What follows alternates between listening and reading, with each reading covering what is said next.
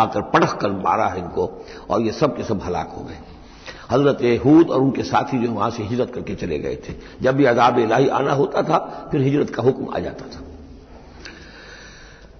وَقَطَعْنَا دَابِرَ الَّذِينَ كَذَّبُوا بِآيَاتِنَا وَمَا كَانُوا مُؤْمِنِينَ، اور نہیں تھے وہ ایمان لانے والے۔ وَإِلَىٰ ثَمُودَ أَخَاهُمْ صَالِحًا، اب یہیں سے جنوبی علاقے سے یہ حضرت ہود اور ان کے ساتھی یہاں سے نکلے ہیں اہل ایمان، اور یہ جزیرہ نما عرب کے جو ہے شمال مغربی کونے میں جا کے آباد ہو گئے ہیں۔ یہ ہجر کا علاقہ کہلاتا ہے اور یہ علاقہ سمود کا ہے۔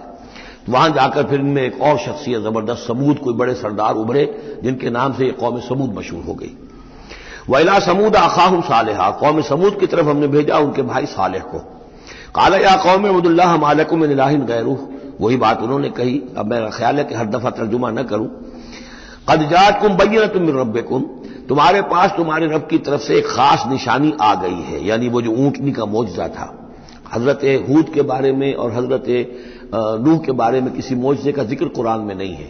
معجزے کا ذکر سب سے پہلے حضرت صالح کے بارے میں آتا ہے۔ قد جاءتکم بینۃ من ربکم، تمہارے پاس تو ایک کھلی نشانی آ گئی تمہارے رب کی طرف سے۔ ھذہ ناقۃ اللہ، یہ اللہ کی اونٹنی ہے جو تمہاری نگاہوں کے سامنے ایک چٹان سے برآمد ہوئی ہے۔ لکم آیۃ، یہ تمہارے لیے ایک نشانی ہے۔ فذروھا، تو دیکھو اسے چھوڑے رکھو۔ تاکل فی الارض اللہ، وہ اللہ کی زمین میں کھاتی پھرے جہاں سے چاہے۔ ولا تمسوھا بسوء، اور اسے کوئی مس نہ کرنا کسی برے ارادے سے، یعنی گزند پہنچانا، اس کو نقصان پہنچانے کی کوشش نہ کرنا۔ فیاخذکم عذاب علیم، تو اگر تم اسے ہلاک کر دو گے تو ایک دردناک عذاب تمہیں آ پکڑے گا۔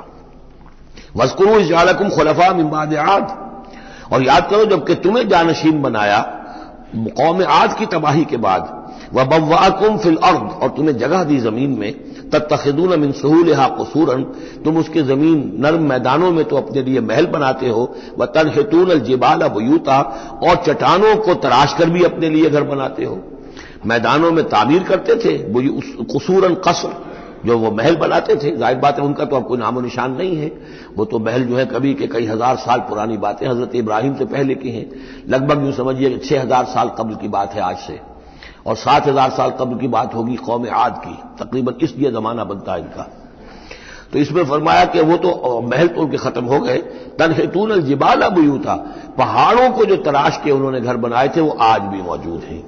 فاذکروا آلاء اللہ، تو اللہ تعالیٰ کی نعمتوں کو یاد رکھو۔ ولا تعثوا فی الارض مفسدین، اور زمین میں فساد بچاتے مت پھرو۔ قال الملأ الذین استکبروا من قومہ، کہا سرداروں نے اس کی قوم میں سے جنہوں نے استکبار کیا، متکبر تھے، تکبر کیا، للذین استضعفوا، ان لوگوں سے جو دبا لیے گئے تھے، غریب لوگ تھے، دبے ہوئے تھے، پسے ہوئے تھے، لمن آمن منہم، ان میں سے جو بھی ان میں سے ایمان لے آئے تھے ان غرباء میں سے۔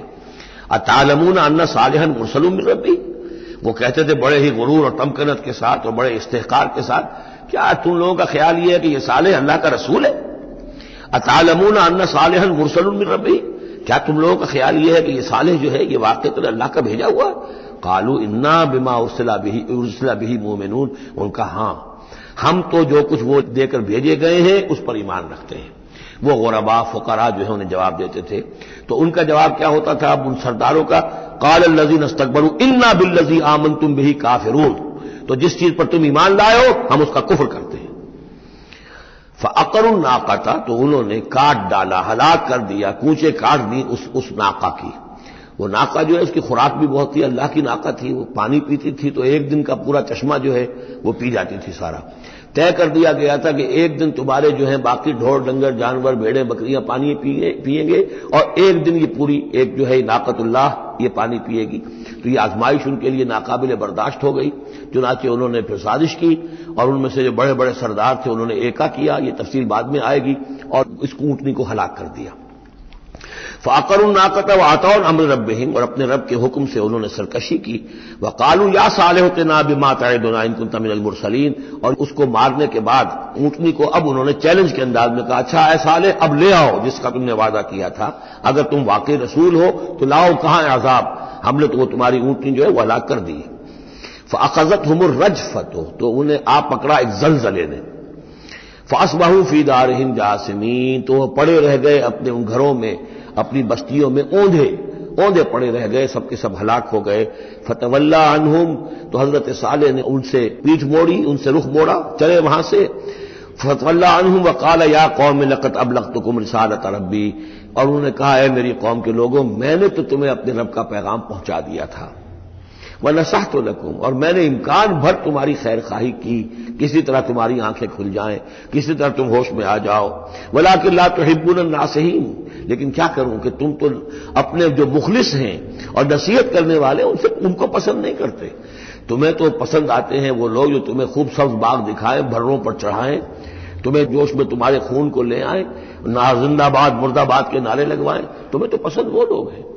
وہ بات کہ کوئی شخص تم سے کوئی عقل کی بات کرے، سمجھ کی بات کرے، تمہاری خیر خواہی کی بات کرے، تمہیں پسند ہی نہیں۔ وَلُوطًا، اب یہاں نوٹ کیجئے یہ 3 رسول ہیں پری ابراہمک، حضرت نوح، حضرت ہود، حضرت صالح، پری ابراہمک، حضرت ابراہیم علیہ السلام سے پہلے کے۔ اور حضرت لوط جو ہے حضرت ابراہیم کے کنٹمپریری ہیں، کیونکہ یہ ان کے بھتیجے ہیں، اور یہ بھی عراق ہی کے رہنے والے تھے، یہ بھی سامی النسل ہیں، یہ بھی سیمیٹک ریس میں سے ہیں، اور ان کے ایک بھتیجے نے ان کے ساتھ ہجرت کی تھی اور وہ ان کے ساتھ رہے ہیں۔ اللہ نے ان کو بھی رسالت سے سرفراز فرمایا، اور خاص طور پر جو ڈیڈ سی ہے اس کے کنارے پر 2 بڑے عظیم شہر اس وقت آباد تھے، سدوم اور عمورہ، اور یہ بڑے تجارتی مرکز تھے، اس لیے کہ مشرق سے مغرب کی طرف جو تجارتی قافلے آتے تھے، ایران سے عراق ہو کر وہ پھر فلسطین اور مصر کی طرف جاتے تھے تو ادھر سے ہو کر گزرتے تھے، تو گویا کہ ایک طرح کا جو ہے یہ کراس روڈز تھا یہ علاقہ جو ہے، جو یہ کیریوان روٹس کا، اس حوالے سے ان کے لیے بڑی وہ خوشحالی تھی۔ لیکن یہ کہ اس قوم کے اندر یہاں جو قوم آباد تھی، حضرت لوط ان میں سے نہیں تھے، اس قوم میں سے نہیں تھے، وہ تو آئے تھے حضرت ابراہیم کے بھتیجے عراق کے رہنے والے، لیکن جو لوگ یہاں آباد تھے ان میں یہ خباثت پیدا ہو گئی تھی جسے سوڈومی کہا جاتا ہے، یعنی یہ کہ مردوں کا آپس میں جنسی اختلاط جو ہے اس کی وجہ سے یہ ہے کہ ان کے اوپر عذاب آیا ہے، تو یہ ان کی طرف بھیجے گئے ہیں حضرت لوط علیہ السلام۔ نوٹ یہ کرانا ہے کہ حضرت ابراہیم کا ذکر یہاں بیچ میں سے نہیں کیا گیا، اس کی وجہ کیا ہے؟ یوں سمجھیے وہ نکال کر اور وہ سورہ انعام میں رکھ دیا گیا ہے، جوڑ دیا گیا ان دونوں صورتوں کو کہ انباء الرسل سب کے سب اس میں جمع ہو گئے، اور چونکہ حضرت ابراہیم کی قوم کے ضمن میں اس طرح کا واقعہ مذکور نہیں ہے، واللہ عالم، لیکن قرآن میں صراحتاً مذکور نہیں ہے، لہذا وہ ایک علیحدہ نوعیت کی شے ہے، وہ قصص النبیین کے ٹائپ کی چیز تھی جو ہم پڑھ چکے ہیں سورہ انعام میں، یہ انباء الرسل چلے آ رہے ہیں، لہذا یہاں حضرت لوط کا ذکر براہ راست شروع ہو گیا ہے، حضرت ابراہیم کا سرے سے ہے ہی نہیں۔ ان چیزوں کے اندر ایک ربط ہے منطقی۔ وَلُوطًا إِذْ قَالَ لِقَوْمِهِ، اور ہم نے بھیجا لوط کو جبکہ کہا اس نے اپنی قوم سے، جا کے جہاں آباد ہو گئے تو وہ قوم ہو گئی لیکن یہ اس قوم سے نہیں تھے خود۔ أَتَأْتُونَ الْفَاحِشَةَ، کیا تم ایک ایسی بے حیائی کا ارتکاب کر رہے ہو، مَا سَبَقَكُم بِهَا مِنْ أَحَدٍ مِنَ الْعَالَمِينَ، کہ جو تمام جہانوں میں یعنی جہان والوں میں سے تم سے پہلے کسی سے نہیں کی، یعنی یہ کہ انفرادی کوئی فعل کہیں کو ہوتا ہو اور بات ہے، لیکن اس کو ایک اجتماعی پورا قوم کا شعار بنا لینا، کھلم کھلا کرنا، اس پہ کوئی شرمانے کی بجائے اور اکڑنا، وہ یہ ساری چیزیں جو تم کر رہے ہو تو یہ تو وہ چیز ہے کہ دنیا کی تاریخ انسانی کے اندر شاید اس کی کوئی اور مثال نہیں۔ أَتَأْتُونَ الْفَاحِشَةَ مَا سَبَقَكُم بِهَا مِنْ أَحَدٍ مِنَ الْعَالَمِينَ إِنَّكُمْ لَتَأْتُونَ الرِّجَالَ شَهْوَةً، تم مردوں کا رخ کرتے ہو شہوت کے ساتھ، من دون النساء، عورتوں کو چھوڑ کر، بل انتم قوم مسرفون، تم تو حد سے تجاوز کرنے والے قوم ہو، قانون طبیعت، قانون فطری کے خلاف جا رہے ہو۔ وما کان جواب قومہ، تو نہیں تھا اس کی قوم کا کوئی جواب، الا ان قالوا، سوائے اس کے کہ انہوں نے کہا اخرجوہم من قریتکم، نکالو ان کو اپنی بستی سے، انہم اناس یتطہرون، یہ بڑے پاک باز لوگ ہیں۔ یعنی جواب تو کوئی نہیں تھا، کوئی دلیل نہیں تھی، کوئی عذر نہیں تھا، یا یہ کہ کوئی معذرت کرتے، کوئی شرماتے۔ انہوں نے الٹا کہا کہ یہ چونکہ لوط جو ہے یہ اب وہاں پر آباد تھے، ان کی بیٹیاں بھی تھیں، ان کی بیوی بھی تھی، لیکن بیوی جو ہے وہ اسی قوم میں سے تھی، وہیں جا کر کہیں شادی کی ہے، اور وہ اپنی قوم کے ساتھ ہی ملی رہی ہے، اسی لیے وہ جو عذاب جب آیا ہے ہلاکت کا تو وہ بھی ہلاک ہوئی ہے۔ یہ صرف اپنی بیٹیوں کو لے کر نکلے ہیں وہاں سے، لیکن انہوں نے کہا کہ یہ جو گھرانہ ہے یہ لوگ بڑے پاک باز بنتے ہیں، ہمیں کہہ رہے ہیں کہ ہم بہت برا کام کر رہے ہیں، گویا کہ یہ بہت بڑے پاک ہے، صاف ہے، تو انہیں نکالو۔ ہم گندوں میں ان پاک صاف لوگوں کا کیا کام؟ اخرجوہم من قریتکم، نکالو انہیں اپنی بستی سے، انہم اناس یتطہرون، یہ تو بڑے نیک اور پاک باز لوگ بنے پھرتے ہیں۔ فانجیناہ واہلہ، تو ہم نے نجات دے دی اس کو اور اس کے گھر والوں کو، الا امرأتہ، سوائے اس کے بیوی کے، کانت من الغابرین، وہ ہو گئی رہنے والوں ہی میں، پیچھے رہنے والوں ہی میں، وامطرنا علیہم مطرا، اور ہم نے ان پر ایک بارش بھیجی۔ پتھراؤ ہوا ہے بہت سخت، اور پھر زلزلہ بھی آیا ہے، شہر الٹ گیا ہے، اور یہ شہر تقریباً معدوم ہو گئے پھر،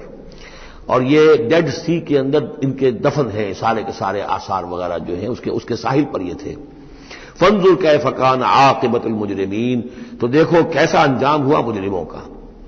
وَإِلَىٰ مَدْيَنَ أَخَاهُمْ شُعَيْبًا، اور قوم مدین کی طرف ہم نے بھیجا ان کے بھائی شعیب کو، یہ ان کے بھائی اسی قوم میں سے ہیں۔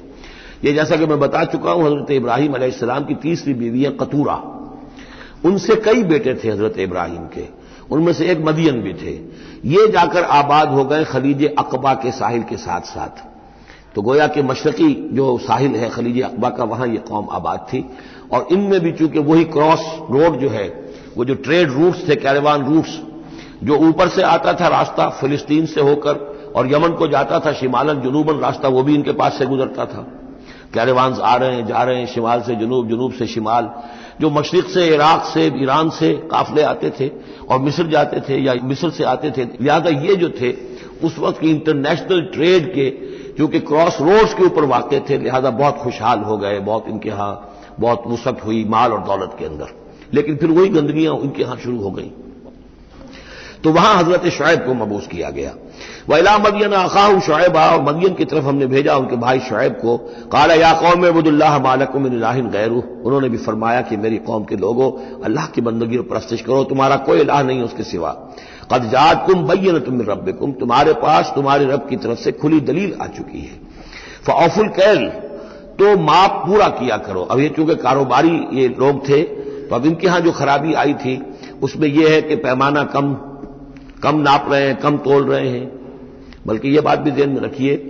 پری ابراہمک جو تینوں قوموں کا تذکرہ قرآن مجید میں آیا ہے، جو قوم نوح، قوم ہود، قوم صالح، ان میں سوائے شرک کے اور کسی خرابی کا تذکرہ نہیں ہے۔ یعنی ابھی انسانی تمدن اتنا سادہ تھا کہ اور گندگیاں ابھی پیدا نہیں ہوئی تھیں، انسان فطرت کے قریب تھا، ابھی وہ پیچیدگیاں جو تمدن کے ساتھ بڑھتی ہیں اور گندگیاں جو اس کی وجہ سے پھیلتی ہیں وہ نہیں آئی تھیں۔ لیکن یہ کہ قوم لوط،